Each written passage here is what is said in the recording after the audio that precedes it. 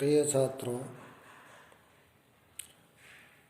मैं रामपाल मीणा से आचार्य इतिहास LBS गवर्नमेंट कॉलेज कोटपुतली से बोल रहा हूँ। आज का मेरा व्याख्यान है 1911 की चीनी क्रांति की प्रमुख घटनाएं और इस क्रांति के परिणाम। इन पर मैं आज आपको व्याख्यान प्रस्तुत कर रहा हूँ। गत व्याख्यान में मैंने 1911 की चीनी क्रांति के कारणों की चर्चा की थी। यह टॉपिक BA पार्ट 3 के पेपर 2 से संबंधित है और इस पेपर का नाम है आधुनिक विश्व का इतिहास। अब मैं पहले चरण में 1911 की चीनी क्रांति की घटनाओं पर चर्चा करना चाह रहा हूँ। यह क्रांति सुनियोजित एवं संगठित नहीं थी। हांगो और वुचांग की घटनाओं ने देश के अन्य भागों पर भी प्रभाव डाला, परंतु वे विद्रोह स्थानीय स्तर पर आयोजित हुए किसी केंद्रीय निर्देशन का अभाव था। मूल क्रांतिकारी गुट वुचांग में केंद्रित था, परंतु विभिन्न स्थानीय गुटों पर उसका नियंत्रण नहीं था। इस बीच क्रांति संघाई तक पहुंच गई और वहां भी सैनिक शासन स्थापित कर दिया गया। संघाई की सैनिक सरकार ने स्वयं के समस्त क्रांतिकारियों का प्रतिनिधि होने की घोषणा की।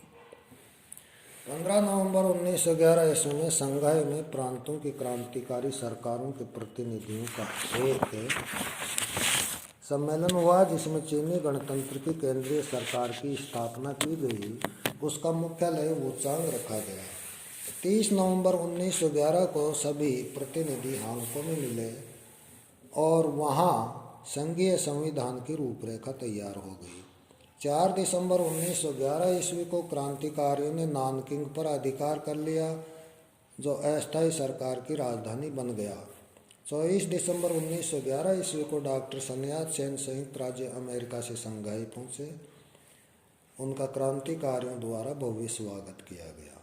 क्रांतिकारियों ने उन्हें अपनी सरकार का अध्यक्ष चुन लिया। जनवरी 1912 ईस्वी में डॉक्टर सेन ने पद ग्रहण कर लिया।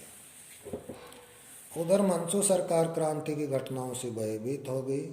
योग्यतम सैनिक संगठक युआन शिकाई, जिसे नए सम्राट के संरक्षक ने सम्राट की परिषद से निष्कासित कर दिया था, उसको विद्रोह को दबाने का उत्तरदायित्व सौंपा गया। उसे मंचू सरकार ने सभी सेनाओं का सर्वोच्च अधिकारी नियुक्त किया। केंद्रीय महासभा की बैठक बुलाई गई। महासभा ने विदेशियों के समर्थक समस्त पदाधिकारियों को पद से हटाने की मांग की। विवश मंचू शासन को यह स्वीकार करना पड़ा। महासभा ने शासन को वैधानिक ढंग से चलाने की मांग की। शासक को इसे भी स्वीकार करना पड़ा। युआन शिकाई को प्रधानमंत्री के पद पर नियुक्त किया गया। चीन में अब 2 सरकारें थी, एक नानकिंग की क्रांतिकारी गणतांत्रिक सरकार और दूसरी पेकिंग की मंचू सरकार। देश में गृह युद्ध की स्थिति पैदा हो गई। मंचू शासन ने क्रांतिकारी विद्रोह के दमन हेतु युआन शिकाई को उत्तरदायित्व सौंपा। उसकी महत्वाकांक्षाएं उभार लेने लगी। उसकी इच्छा थी कि शासन को वैधानिक राजतंत्र में बदलकर सत्ता सूत्र स्वयं हस्तगत कर लिए जाए। पिछले 267 वर्षों से ईश्वरीय सम्राट के स्तर का उपभोग करते आ रहे मंचू राजवंश द्वारा अपनी निरंकुशता पर यह अंकुश स्वीकार करना कठिन था। युआन ने कूटनीति से काम लिया। उसने क्रांतिकारियों के पूर्ण दमन का कभी प्रयत्न ही नहीं किया, बल्कि उनके नाम पर उसने सम्राट को ब्लैकमेल किया। युआन इस बात से भी परिचित था कि यदि क्रांतिकारी पूर्णतः सफल हो गए तो वैधानिक राजतंत्र उन्हें स्वीकार्य नहीं होगा। अतः युआन मंचू राजवंश की सत्ता को दुर्बल कर स्वयं वैधानिक शक्ति का उपभोग करना चाहता था और स्वयं को दोनों पक्षों के मध्य एक स्वीकार्य मध्यस्थ के रूप में प्रस्तुत कर रहा था। क्रांति प्रायः दक्षिणी प्रांतों में प्रसारित हुई। उत्तरी प्रांतों पर केंद्रीय सत्ता का प्रभाव बना रहा। गैथॉर्न हार्डी ने इस भौगोलिक वर्गीकरण पर टिप्पणी की है। पर तथ्य यह है कि राजनीतिक विभेद क्रांति के सारे समय मौजूद रहा था, और सच तो यह है कि वहाँ की स्थिति में जो भौगोलिक दृष्टि से यांगत्से नदी द्वारा चीन का पूर्व से पश्चिम की ओर समद्विभाजन करने से प्रकट होती थी, प्राय एक स्थायी तत्व था। पेकिंग सरकार ने नानकिंग सरकार को कुचलने का निश्चय किया, परंतु दक्षिणी प्रांतों में विद्रोही सरकार को परास्त करना सरल नहीं था। डॉक्टर सन्यात सेन भी युद्ध जारी रखने के पक्ष में नहीं था। वह मृत प्राय मंचू राजवंश को समाप्त कर गणतंत्र की स्थापना से संतुष्ट हो सकता था। वह गणतंत्र के प्रमुख का पद समझौते में त्यागने को तैयार था। डॉक्टर सेन ने युआन शिकाई को तार द्वारा सूचित किया कि यदि वह गणतंत्र को स्वीकार कर ले तो उसे राष्ट्रपति स्वीकार कर लिया जाएगा। युआन ने यह प्रस्ताव स्वीकार कर लिया। 12 फरवरी 1912 ईस्वी को 1644 में स्थापित मंचू राजवंश का 267-68 वर्षों के शासन के बाद अंत कर दिया गया। अंतिम मंचू सम्राट वांगतुंग को उपाधि, एक राजमहल और वार्षिक पेंशन की अनुमति दी गई। यह सम्राट 1924 ईस्वी तक यहाँ रहा।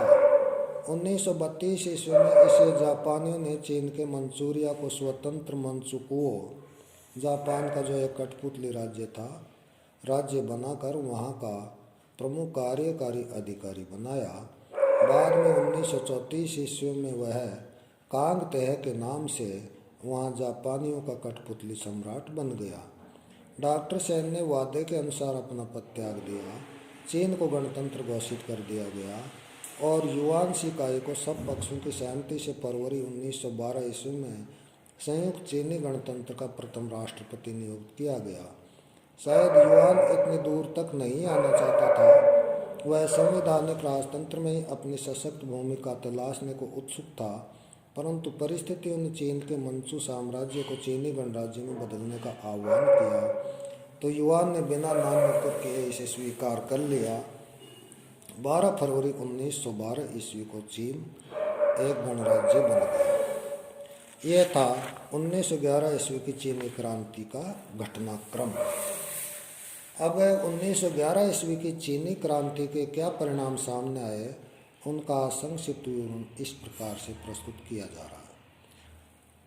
कई लेखकों ने इस क्रांति को असफल घोषित किया है और उसके कारणों की पड़ताल में खूब दिमाग खपाया है, परंतु इसे अलग दृष्टि से देखने की भी जरूरत है। पहले यह तलाशना चाहिए कि क्रांति के उद्देश्य क्या थे, फिर यह मूल्यांकन करने का समय आएगा कि वह इन्हें पा सकी या नहीं। पिछले अनेक विद्रोहों का एक सूत्र मंचू शासन को उखाड़ फेंकना था। 1911 ईस्वी की क्रांति भी इस सूत्र पर केंद्रित थी। मंचू सत्ता के विकल्प के रूप में गणतंत्र की स्थापना ही इसका उद्देश्य हो सकता था। इन संदर्भों सहित क्रांति का लेखा जोखा उपयुक्त रहेगा। इसके निम्नांकित परिणाम हुए। नंबर 1, मंचू राजवंश के शासन की समाप्ति। 1644 में स्थापित यह राजवंश 1908 ईस्वी में राजमाता के जीवित रहने तक मजबूत नजर आता था, लेकिन यह भीतर से खोखला हो चुका था। राजमाता के निधन के बाद शिशु सम्राट के समय इस वंश की सत्ता के समापन का सही मुहूर्त आ पहुंचा। मंचुओं को चीनियों ने कभी भी पूर्णतः देशी नहीं माना, उनकी नज़रों में उनका विदेशी मूल बना रहा। डॉक्टर सेन के अनुयायी तो इस राजवंश को उखाड़ फेंकने को संकल्पबद्ध थे। क्रांति के पश्चातवर्ती नाटकीय घटनाक्रम के अनुसार 12 फरवरी 1912 ईस्वी को क्रांतिकारियों की मांग पर इस वंश को बचाने का जिम्मा उठाने वाले युआन शिकाई के हाथों इसका खात्मा कर दिया गया। यह क्रांति का एक महत्वपूर्ण परिणाम था। कूटनीतिक दांव पेचों से ही यह लक्ष्य अर्जित कर लिया गया, इसके लिए रक्तपात नहीं करना पड़ा। दूसरा परिणाम था गणतंत्र की स्थापना।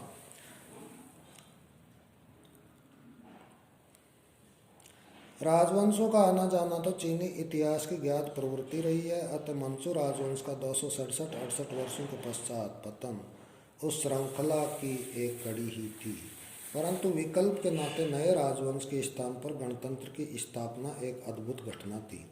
चीन एशिया का प्रथम देश था जहां गणतंत्रात्मक शासन व्यवस्था स्थापित की गई। वास्तव में यह क्रांतिकारी परिणाम था। चूँकि चीन एशिया का प्रथम गणतंत्र बना, इससे एशिया के अन्य देशों को भी भविष्य में इस ओर अग्रसर होने का अवसर मिला।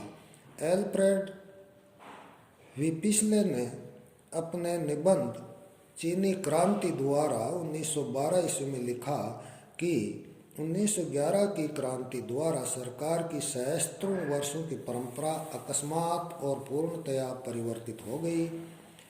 एक इतने विस्तृत देश में जिसकी 99% आबादी निरक्षर थी, पश्चिमी विचारों पर आधारित शासन की संसदीय प्रणाली वाला गणराज्य रातों रात कायम हो गया। तीसरा है सांस्कृतिक प्रभाव। क्रांति के दूरगामी सांस्कृतिक प्रभाव भी परिलक्षित हुए। चीन में पुनर्जागरण का एक संक्रमण काल प्रारंभ किया। चीन की प्राचीन कठिन भाषा का स्थान पाई हुआ ने ले लिया, जो प्राचीन की तुलना में अधिक सरल थी। लिपि सरलीकृत की गई। विद्यालयों में आधुनिक विज्ञान पढ़ाया जाने लगा। धार्मिक क्षेत्र में भी कन्फ्यूशियस का प्रभाव क्षीण होने लगा। यद्यपि यह एक संक्रमण काल था जिसमें सांस्कृतिक जागरण की आकांक्षा के साथ एक भटकाव और अराजकता भी थी। चौथा महत्वपूर्ण परिणाम था अराजकता और गृहयुद्ध। गैथॉर्न हार्डी के अनुसार क्रांति का तात्कालिक प्रभाव अराजकता और अपखंडन था। जो कड़ी चीन के विस्तृत साम्राज्य को किसी तरह एकत्व में बांधे हुए थी, वह नष्ट हो गई। हार्डी ने उत्तरी और दक्षिणी चीन की फूट का स्पष्ट उल्लेख किया है। युआन शिकाई गणतंत्र का प्रथम राष्ट्रपति तो बना दिया गया, परंतु उसके संस्कार राजतंत्रात्मक थे। लैंगसम के अनुसार युआन द्वारा नेतृत्व किए जा रहे उत्तरवासियों और सेन के नेतृत्व में दक्षिणवासियों के मध्य मतभेद शीघ्र उभर आए। युआन ने मजबूत कार्यकारिणी और एक कमजोर संसद या संसद के न होने का समर्थन किया। सेन और कुओमिंतांग ने व्यापक मताधिकार पर आधारित लोकतंत्रात्मक पद्धति, जिसमें कार्यकारिणी की समझ शक्तियाँ सीमित हो और संसद शक्तिशाली हो, को प्राथमिकता दी। इन विरोधी विचारों में संघर्ष होना ही था। युआन ने 1913 ईस्वी में कुओमिंतांग दल पर प्रतिबंध लगा दिया। 1914 ईस्वी में पूरी संसद भंग कर दी गई और उसने अधिनायकवादी शासन प्रारंभ किया। उसने स्वयं को सम्राट बनाकर पुनः राजतंत्र स्थापित करने का प्रयत्न किया, परंतु दक्षिण पश्चिम में हुए विद्रोह के कारण उसे यह योजना त्यागनी पड़ी। 6 जून 1916 ईस्वी को उसका देहांत हो गया। उसका उत्तराधिकारी बना उपराष्ट्रपति ली युआन हंग। उसने गणतंत्र का समर्थन किया और संसद को पुनर्जीवित किया, परंतु अगले वर्ष उसे पुनः विघटित कर दिया गया। युआन ने प्रतिक्रियावादी होते हुए भी चीन को एक सूत्र में बांधे रखा था, परंतु उसकी मृत्यु के बाद चीन में अराजकता फैल गई। प्रांतों पर केंद्रीय सरकार का प्रभुत्व क्षीण होने लगा। प्रांतपति अपने अपने क्षेत्र में स्वतंत्र शासक की तरह आचरण करने लगे। 1917 ईस्वी में कुओमिंतांग दल ने दक्षिण चीन में अपनी शक्ति पुनः संगठित कर कैंटन में डॉक्टर सन यात सेन के नेतृत्व में गणतांत्रिक सरकार का गठन किया। पुनः 2 सत्ता केंद्र बन गए, दक्षिण में कैंटन की सरकार तथा उत्तर में पीकिंग की सरकार। वस्तुतः चीन में एक अराजकता का दौर आया जिसमें किसी सरकार की सत्ता को अभिज्ञात करना कठिन था। गृहयुद्ध भड़क उठा। सैनिक नेताओं द्वारा जोड़ तोड़ से सत्ता का खेल चलता रहा। गैथॉर्न हार्डी के अनुसार युआन शिकाई की मृत्यु के बाद वह सरकार, जो उसके प्रबल व्यक्तित्व के कारण बहुत सीमा तक संगठित रह सकी थी, तेजी से अपने घटक खंडों में विघटित हो गई। 1922 ईस्वी में उत्तरी चीन में गृहयुद्ध भड़क उठा और इसका इतिहास प्रतिद्वंद्वी तुचनू यानी चीनी सैनिक गवर्नरों के मध्य लगातार बदलती हुई मैत्रियों का विस्मयकारक चित्र बन गया। 1917 से 1924 ईस्वी के दौर में कई राष्ट्रपति बने और कई हटे। हाँ, डॉक्टर सेन ने अपने दल कुओमिंतांग को संगठित कर धीरे धीरे अपने लक्ष्य की ओर बढ़ने का क्रम जारी रखा। यह 1911 ईस्वी की चीनी क्रांति के परिणामों पर मैंने आपको अपना व्याख्यान प्रस्तुत किया है। धन्यवाद।